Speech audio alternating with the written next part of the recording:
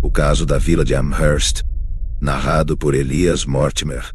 Outubro de 1878. Amherst, Nova Escócia.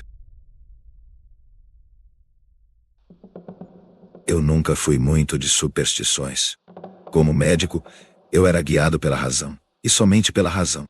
O mundo, eu acreditava, era governado por leis que podiam ser entendidas e explicadas. O inexplicável era meramente uma lacuna em nosso conhecimento, esperando para ser preenchida pela lógica. Isto é, até eu chegar em Amherst. A carta chegou em uma manhã fria e cinzenta de outubro de 1878. Era de Clara Fenwick, uma velha conhecida da minha infância. A escrita era frenética, apressada, a tinta borrada em alguns lugares, como se ela tivesse escrito às pressas. Clara falou de sua irmã, Esther Cox, uma jovem de 19 anos, que estava sofrendo do que só poderia ser descrito como uma série de eventos inexplicáveis. Ela falou de ruídos assustadores na noite, estrondos, pancadas, vozes, mas foi a descrição da própria Esther que mais me alarmou. Clara alegou que sua irmã estava ficando mais fraca, tanto física quanto mentalmente, como se algo estivesse drenando a própria vida dela. Como um homem da ciência, eu descartei isso a princípio. Talvez Esther estivesse sofrendo de alguma aflição mental, pensei. Talvez Clara estivesse simplesmente sobrecarregada pelo estresse de cuidar dela. Mas o desespero nas palavras de Clara, a urgência de seu apelo, mexeu com algo profundo dentro de mim. Eu não podia ignorar. Fiz as malas e segui para Amherst, certo de que encontraria uma resposta, uma explicação médica, talvez. Mas nada poderia ter me preparado para o horror que me esperava. Amherst, como vinha perceber, era uma pequena e tranquila vila escondida nas colinas enevoadas da Nova Escócia. Quando cheguei, o ar estava úmido e espesso, e o vento parecia trazer um frio anormal que cortava meu casaco. Era fim de tarde, mas o céu estava baixo e pesado, como se o sol tivesse decidido recuar cedo, recusando-se a oferecer calor. A cidade, por mais tranquila que fosse, mantinha uma tensão silenciosa. Era como se todos estivessem esperando, ou talvez ouvindo, esperando por algo que nenhum deles ousava falar. Fui até a residência Fenwick, um modesto chalé nos limites da cidade. A casa em si parecia estar agarrada à terra, cansada e desgastada, como se tivesse desistido há muito tempo da ideia de estar em paz. Clara me cumprimentou na porta, seu rosto contraído e pálido, seus olhos arregalados com uma mistura de medo e alívio. Dr. Mortimer, ela disse, sua voz quase um sussurro, obrigada por vir, não sei a quem mais recorrer. Enquanto ela me levava para dentro, fui imediatamente atingido pelo ar sufocante dentro da casa. Cheirava a poeira e madeira velha, um odor de mofo que parecia pairar nas próprias paredes. A temperatura caiu significativamente assim que cruzei a soleira, como se a casa em si fosse mais fria do que o mundo exterior. As janelas estavam todas bem fechadas, mas o ar estava gelado com um tipo de peso que parecia errado. Passamos por um corredor estreito até uma pequena sala de estar. Lá, deitada em um sofá gasto, estava Esther Cox. Ela estava pálida e magra. Seus olhos, antes brilhantes, agora estavam nublados de medo.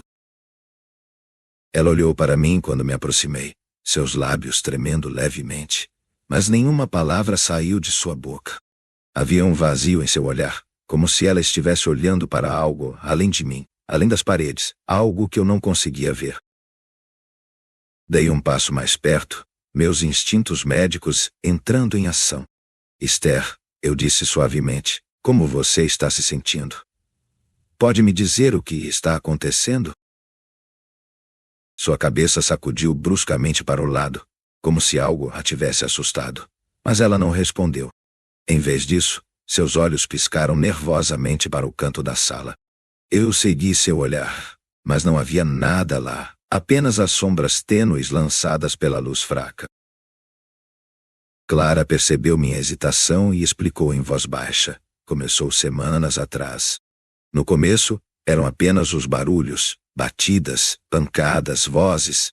Mas então as coisas começaram a se mover. Objetos. Cadeiras, livros, até a cama. E Esther, ela não é a mesma.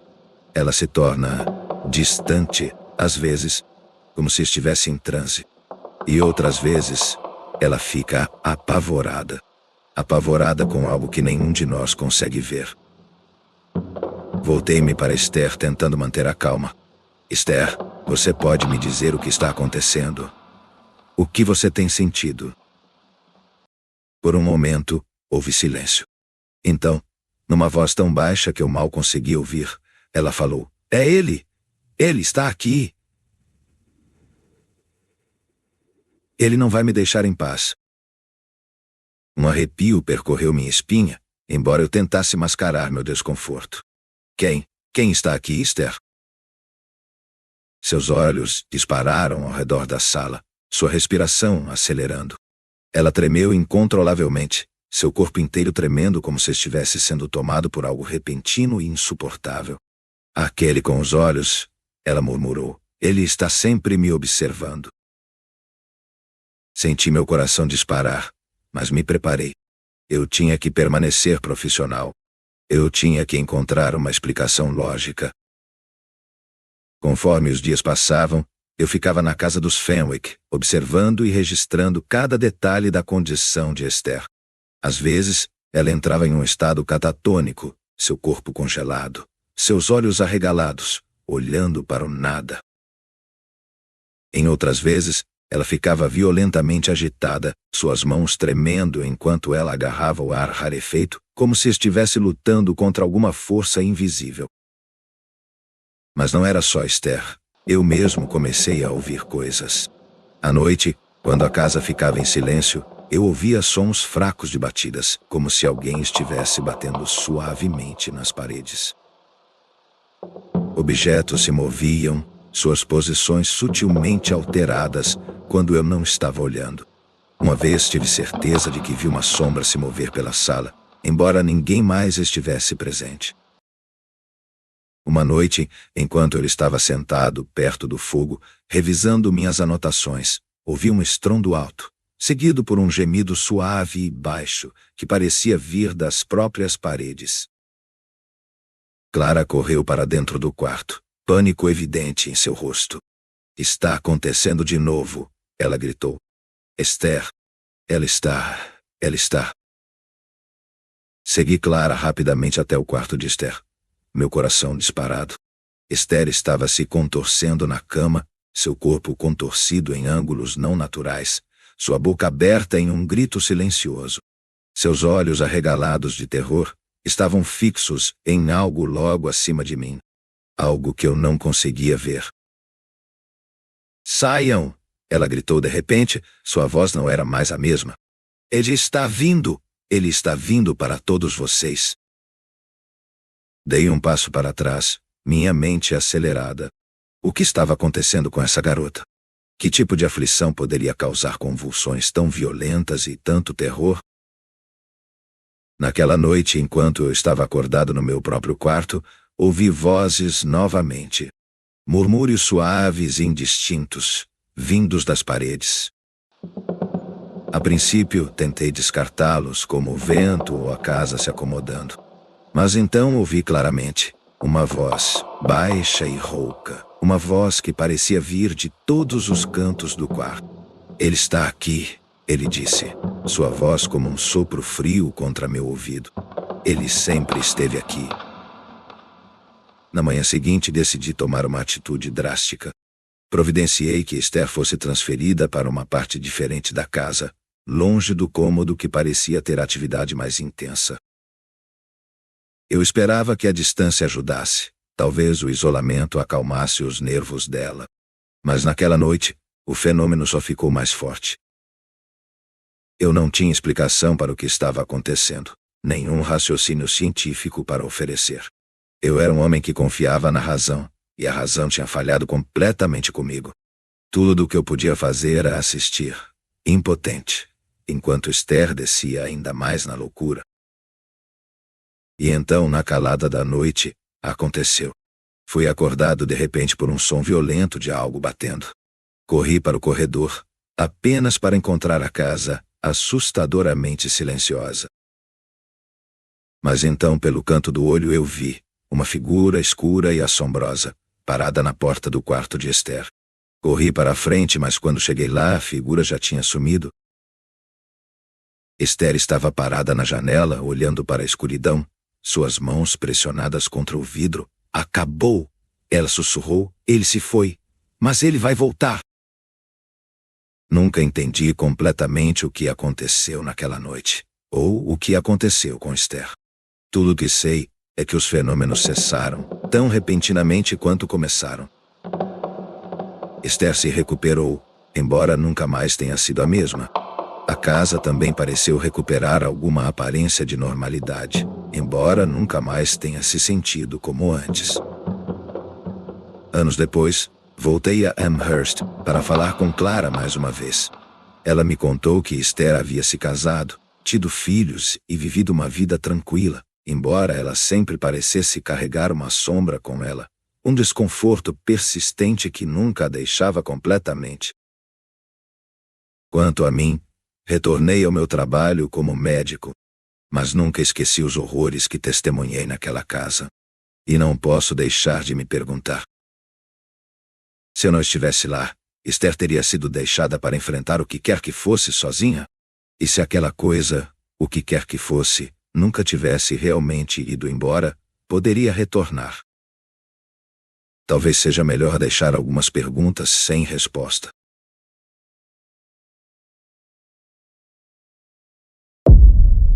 A Casa Sally, Kansas, 1972. Eu não sabia o que estava me esperando quando aceitei aquele convite. Tudo parecia uma lenda, algo que contavam para espantar os mais curiosos, uma história para se contar ao redor de uma fogueira. Mas a verdade é que eu estava apenas buscando uma aventura, algo para quebrar a monotonia das minhas noites vazias. O que eu encontrei em casa, no entanto, foi algo que nunca vou conseguir explicar. E ao contrário do que imaginava, essa não era uma história de fantasmas. Era algo muito pior. Eu cheguei em Kansas numa manhã abafada, com o sol tentando se abrir entre as nuvens nubladas. Não sabia muito sobre a residência Sally, só que ela ficava isolada, na periferia da cidade. Uma casa que já foi palco de tantos relatos que sua fama estava além do estado. A história contava que uma menina chamada Sally, vítima de um destino cruel, rondava os cômodos da casa, atacando quem se atrevia a entrar. Fui com 2 amigos, Will e Jay. Eles ficaram tão empolgados quanto eu, mas o que não sabíamos é que, em casa, a morte não era apenas uma possibilidade. Era uma certeza. Uma sensação estranha aconteceu comigo quando saí pelo portão enferrujado, e foi ali que tudo começou a mudar. O jardim estava abandonado, coberto de grama alta e folhas secas que se moviam com o vento. O aspecto da casa era desolador, com as janelas quebradas e a pintura desbotada, quase irreconhecível. Will riu, puxando uma câmera velha que trouxe para registrar o maior evento de nossas vidas. Mas o que eu senti não era uma emoção normal de quem está prestes a explorar algo. Era como se os próprios alicerces da casa me olhassem, me observassem e me desafiassem a entrar. Vamos lá, não há nada aqui que você não tenha visto antes, disse Jake, empurrando a porta de madeira pesada. Ela rangeu, protestando contra a nossa entrada. E naquele momento, um frio tomou conta da minha coluna. Mas como qualquer jovem mortal que ainda acredita que nada de ruim pode acontecer, ignorei a sensação e entrei. Dentro, o ar estava gelado. O contraste com o calor lá fora era quase insuportável. O cheiro de podre e poeira se misturava com algo mais. Algo envelhecido. Como se a casa tivesse exalando morte durante muito tempo. Eu olhei para Will, que estava se movendo rapidamente pela sala, tirando fotos, e então para Jake, que estava mais calmo, mas ainda visivelmente aberto com o lugar. Nenhum de nós sabia que aquela calma era o pior sinal. Subimos as escadas, e o rangido das madeiras era cada vez mais intenso. Não era um som normal, como qualquer casa velha faria. Era como se cada passo fosse um grito da casa, como se ela estivesse implorando para que parássemos. Estávamos em busca de algo além do que era visível. Talvez fosse o espírito de Sally, talvez apenas nossa curiosidade imatura. Foi no corredor do segundo andar que aconteceu. Will estava tirando fotos em frente a uma porta fechada, dizendo que queria registrar a energia ruim do lugar. Ele foi interrompido por um momento, e então uma porta se abriu rápido. Não é uma abertura suave, como se o vento a empurrasse. Não, ela se abriu com um estrondo, como se tivesse sido forçada por uma mão espectral. Olhei para Jake, que tinha um olhar de descrença, mas sua expressão logo mudou para medo. Estávamos em silêncio quando a luz começou a piscar. E não era apenas uma lâmpada com defeito. Não, as luzes se acenderam e se apagaram, como se algo estivesse testando nossa paciência. Depois, ouvimos um som. Algo se move. Algo na escuridão atrás daquela porta. Eu senti meu estômago embrulhar. A porta estava totalmente aberta, revelando um quarto escuro, com uma janela quebrada, iluminada apenas pela luz fraca que ainda restava no corredor. Quando entramos, o ar ficou diferente. Não sei explicar de outra forma. Era como se o espaço estivesse apertando os pulmões. Em cima da cama havia uma boneca. Pequena, de porcelana, com os olhos quebrados e a pele esbranquiçada. O cabelo, preto e emaranhado, caiu desordenadamente sobre seu rosto. Algo não estava certo. A boneca era estranha. Aquilo não era normal. E então, Will mudou. A risada que ele soltou foi quase zombeteira. Isso é tudo? Eu esperava algo mais emocionante. Mas antes que ele pudesse dizer mais alguma coisa, a boneca se virou. Eu vi, bem diante dos meus olhos, os olhos dela se mexeram. Eles se fixaram em Will e algo mudou. A atmosfera ficou mais pesada, como se estivéssemos sendo observados por algo muito antigo, algo que nunca quisemos despertar. A boneca, que parecia inofensiva, de repente estava viva. Foi depois que pegamos a boneca que tudo começou a desmoronar. O que nos parecia apenas uma brincadeira se transformou em uma luta pela sobrevivência. Na noite em que aconteceu, os ataques ocorreram. Não eram apenas sons, não eram apenas portas batendo. Não, era algo muito mais físico. Uma pressão. Eu sinto uma força invisível, algo me empurrando, algo me atacando. Will começou a gritar, sua voz desesperada ressoando pela casa, enquanto ele tentava sair do quarto. Mas as portas não se abriram. Elas estavam trancadas. Jake, geralmente calmo, não parecia mais ele mesmo. Ele estava agitado, seus olhos perdidos em uma fúria que eu nunca tinha visto. Temos que sair daqui. Agora, ele mencionou, mas o medo em sua voz me fez duvidar de sua sanidade. Algo estava corroendo nossa percepção da realidade.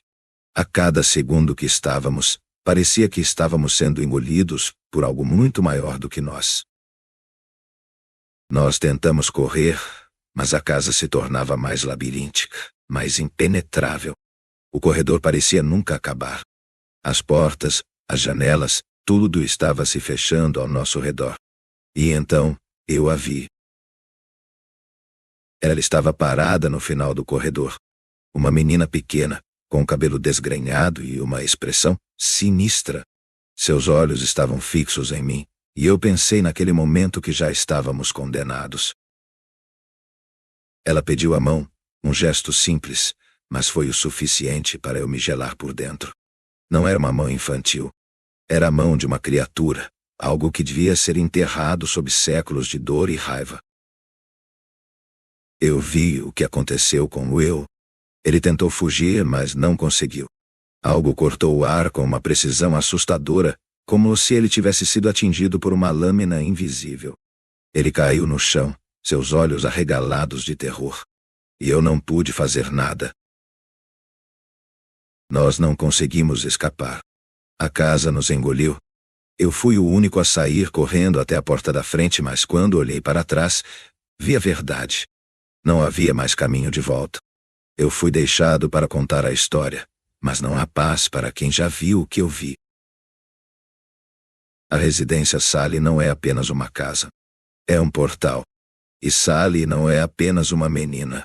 Ela é um guardião do inferno, uma alma sem descanso, amaldiçoada a destruir tudo o que se aproxima. Se você um dia se aventurar em Kansas, nunca se aproximará daquela casa. Você não irá embora. Não importa o que faça.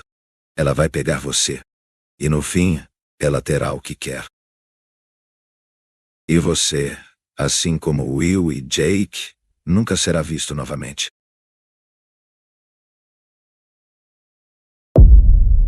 A Estrada de Alaska. Tudo começou com uma conversa boba entre amigos, regada a vodka e teorias conspiratórias. Estávamos em Viena numa noite chuvosa de fevereiro, quando Mikhail Brenov falou pela primeira vez sobre a tal estrada fantasma. Eles chamam de Alaska, disse ele, com um brilho estranho nos olhos. Uma trilha que só aparece para quem está marcado. Quem entra, não volta. Helena Dragovich, sempre fascinada por coisas assim, inclinou-se na cadeira. E onde fica isso? Cazaquistão. Região rural, perto da fronteira com a Rússia. Não tem no mapa. O nome só circula entre moradores antigos, através de histórias contadas. Na hora ri, mas algo no rosto dele me travou o riso. Você quer ir até lá, não é? Mikhail apenas concordou. E uma semana depois, lá estávamos, no meio do nada, no interior do Cazaquistão, onde o ar parecia mais frio e o silêncio tinha dentes. Chegamos a uma vila chamada Yelguzar, com não mais que 20 casas e um posto de combustível abandonado. As pessoas nos olhavam como se fôssemos fantasmas. Um homem velho, com a pele enrugada como couro seco, nos avisou. Se forem procurar Alaska, deixem algo pessoal para trás, para que uma parte de vocês ainda tenha chance de voltar. Helena riu. Eu ri. Só Mikhail permaneceu sério. Dormimos em um alojamento simples, e ao amanhecer, seguimos as direções vagas que recebemos. Dirijam até o segundo pinheiro caído e sigam a trilha onde os pássaros não cantam. 2h47 da madrugada. Helena acordou ofegante. Sonhei com uma estrada de terra vermelha. E vozes. Muitas vozes. Mikhail apenas sorriu. Estamos perto. E estávamos. 3h10. No exato ponto descrito, a floresta se abriu para revelar uma trilha, vermelha como barro seco. Nenhum som. Nem vento, nem insetos. Nada. Apenas um silêncio vivo pulsando em nossos ouvidos. Andamos. Quanto tempo? Não sei dizer. O relógio parou de funcionar. O celular perdeu sinal. Era como andar fora do tempo. Helena começou a murmurar coisas. Palavras em uma língua que ela não falava. Você tá bem? Perguntei. Ela apenas olhou para mim, e não reconheci seus olhos. Mais adiante, encontramos algo que nos fez congelar. Um carro apodrecido, parcialmente enterrado na terra vermelha. Dentro, um caderno com rabiscos em inglês, francês, russo, japonês, e um nome, Sarah T. Mikhail pegou o caderno e começou a rir. Ela esteve aqui. Ela existiu. Quem? Perguntei, mas ele não respondeu. 4h22. Helena caiu de joelhos. Começou a sangrar pelo nariz. Dizia que ouvia o chamado. Tentei levantá-la, mas suas pernas estavam como raízes, afundadas na terra. Victor! Ele nos escolheu, disse, com os olhos vidrados. E então a floresta mudou. As árvores começaram a se mover, como se respirassem. O céu escureceu. E a estrada se fechou atrás de nós. Mikhail correu adiante, rindo como um lunático.